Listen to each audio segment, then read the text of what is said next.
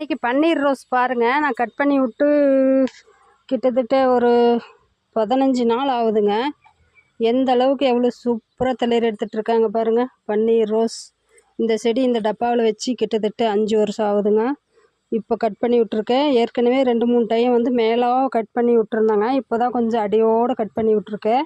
எவ்வளோ சூப்பராக தளிர் எடுத்துகிட்ருக்காங்க பாருங்கள். நான் ரீபாட் கூட பண்ணலையே, அதுலேயே தான் இருக்குது.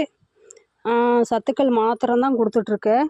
கட் பண்ணி விட்டதுக்கப்புறம் 2 டைம் கழுநீர் தண்ணி கொடுத்துருக்கேங்க. ஒரு 1.5 மாதத்துக்கு மேலே முன்னாடி வந்து தொழு உரம் கொடுத்துருந்தேன். அது பாருங்கதா, தொழு உரம், மாட்டோட தொழு உரம் கொடுத்துருந்தேங்க. அப்புறம் இப்போ கட் பண்ணி கழுநீர் தண்ணி தான் கொடுத்தேன். எவ்வளோ சூப்பராக தளிர் எடுத்துகிட்ருக்காங்க பாருங்கள். செடி ரொம்ப பெருசாக போடக்கூடாதுங்க. இந்த மாதிரி கட் பண்ணி சின்னதாகவே வச்சுக்கோங்க, நல்லா வரும். 5 வருஷம் ஆச்சு இந்த செடிக்கு. மெயின் காரணம் அது ஒன்று இருக்குது.